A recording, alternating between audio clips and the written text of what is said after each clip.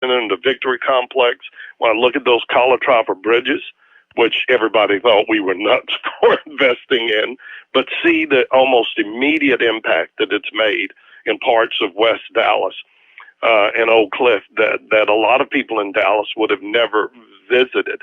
When I look at still the potential of transforming the Trinity River into, our urban oasis, or the University of North Texas in Dallas, or Mockingbird Station, all of those things, it didn't just happen overnight.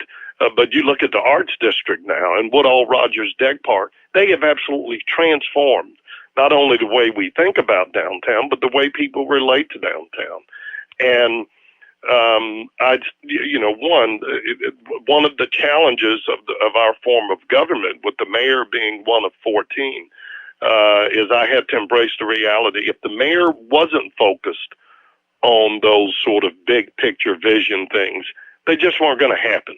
Because you have 14 members of the city council that are dealing with, cleaning up the parks and picking up the trash and potholes. And I'm not saying that's not important. That's critically important.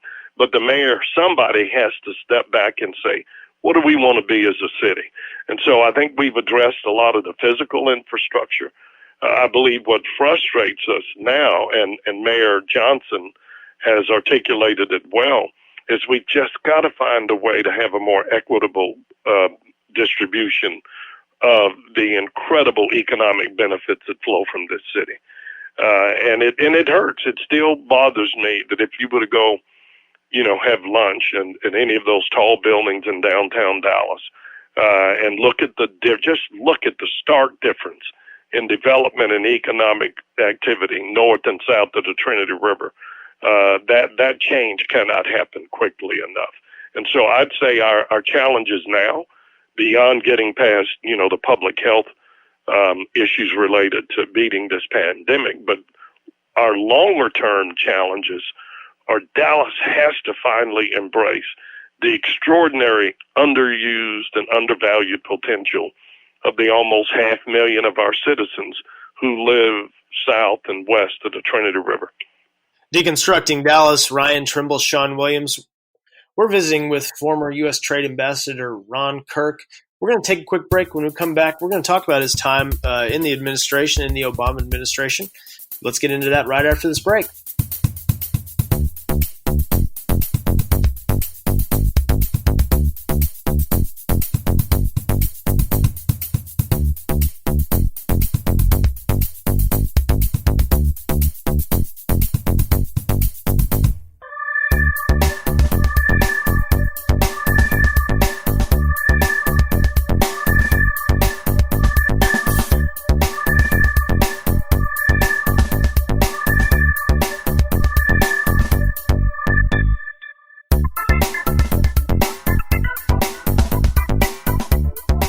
Welcome back. This is Deconstructing Dallas. Shawn Williams, Ryan Trimble. We are fortunate enough to be speaking with former U.S. Trade Representative and former Dallas Mayor Ron Kirk.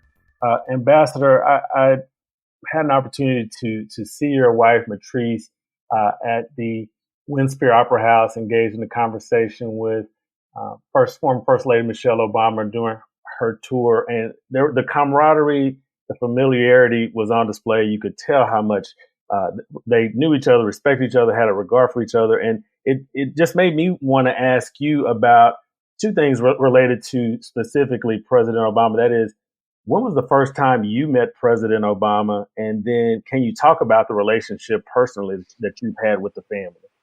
Sure. Well, ironically, Ryan, as we transitioned from my 10 years mayor to my time in the administration, I think you both know that as I got the crazy idea in 2001 that the way to resurrect the Democratic Party in Texas is to run a black man for the United States Senate while George Bush was sitting in the White House.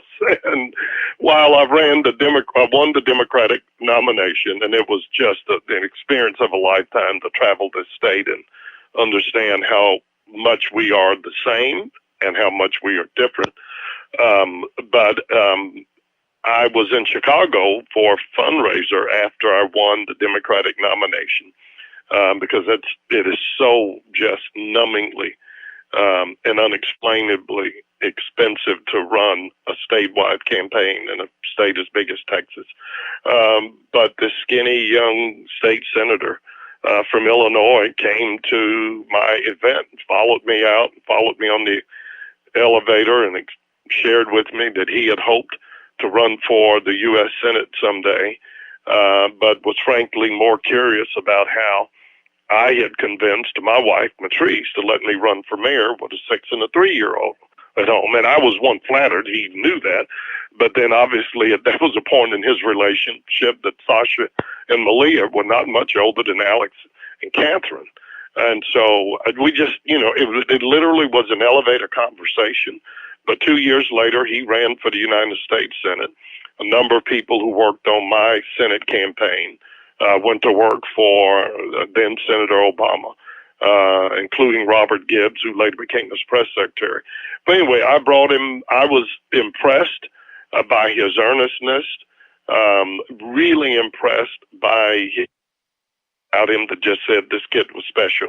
So anyway, I brought him to Texas. We did a couple of fundraisers for him, and then we just stayed friends. But we talked more about how to balance our love for public service with the need to be, a responsible husband and father.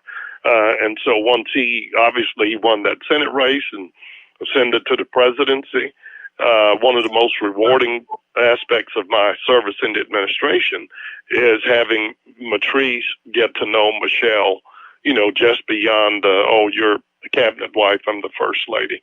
And they bonded around the fact that Michelle was as curious as then Senator Obama was to how Matrice handled all that.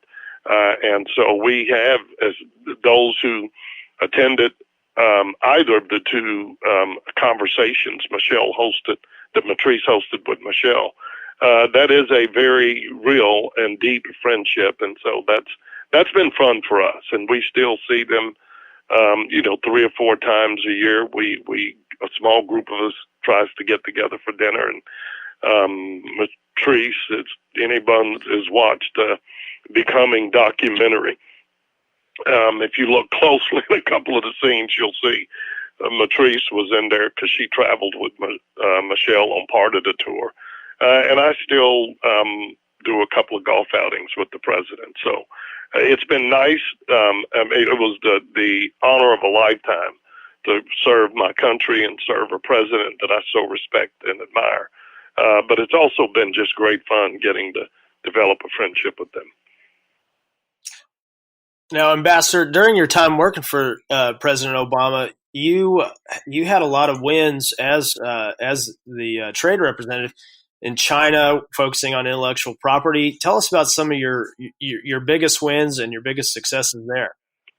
Well, my biggest challenge was being a pro-trade Democrat, and the enmity that we and the manner in which the current occupant of the White House speaks about trade didn't just start with President Trump.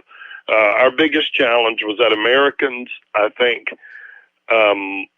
whether rooted in fact or not, but Americans have come to equate free trade with our swapping jobs for cheaper iPhones and laptops and T-shirts. And our biggest challenge was to get Americans to understand that the United States, decades ago wisely was a part of creating a rules-based global trading system. Part of that was used as a response to having an economic relationship with many countries we had previously been at war with in either World War I or World War II. But now it's getting Americans to realize that we're less than 5% of the world's consumers. And we have built a world in that people very much envy the lifestyle that young people live in this country. And the words made in America really are the most treasured brand in the world. And in a world in which you've got billions of people in Asia and Latin America and Africa that want to transition to a more robust lifestyle, that's a world we can compete and win, but we've got to be engaged. And we have to be willing to structure a trade policy that promotes our interests, gives us access to those countries' markets as freely as we've given them ours over the last 50 years. And if you do that and you structure it that way, I think most Americans get it, because we will just not have the kind of economy we want our kids to inherit if we have this insular, singular focused economy just based on what Americans produce and consume. Because people all over the world would rather have food, products, services, goods, technology that they know was made under the standards that we make. We're talking to former U.S. Trade Representative, former Dallas Mayor Ron Kirk. Ambassador, a few weeks ago, I know that you worked on the BET Network COVID-19 relief event, and we talked a little bit earlier about the pandemic and the time we're finding ourselves in. It was the Saving Ourselves event. Can you talk about that effort and some of the biggest takeaways that you had being so close to some relief related to the pandemic? Well, first, again, this pandemic has sort of ripped the veneer off the reality that the way people who wake up every day and go to work in many service jobs that may or may not have access to health care, that are dependent on public transportation, that make sure that we get our mail delivered every day, or that make sure that we are safe when we go to our hospitals or when we go to the grocery store. Those tend to be careers and jobs overpopulated with people of color, whether they are African American or Hispanic or other immigrants. And we have been disproportionately impacted by this horrible disease. And I'm sure everyone's seen all of the statistics that in all the major cities, particularly New York, Chicago, New Orleans, Dallas, the number of people infected and the number of people dying are disproportionately African American and Hispanic.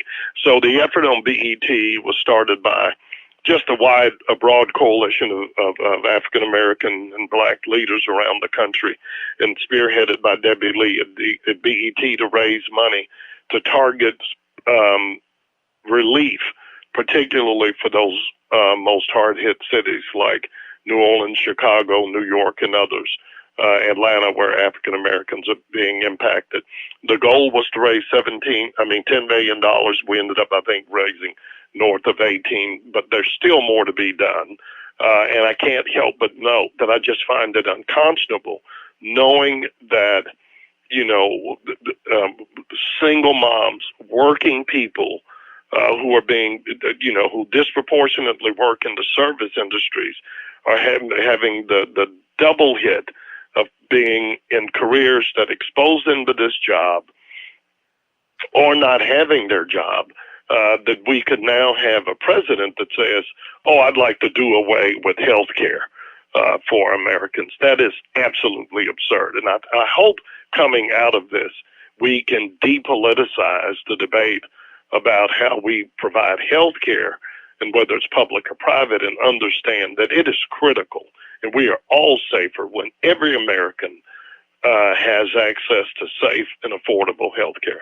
Ambassador, I was looking back through my news clips, and I believe it was the week that we had the stay-at-home order go in place. You had an op-ed in the Dallas Morning News talking about the importance of investing in U.S. Diplomatic efforts.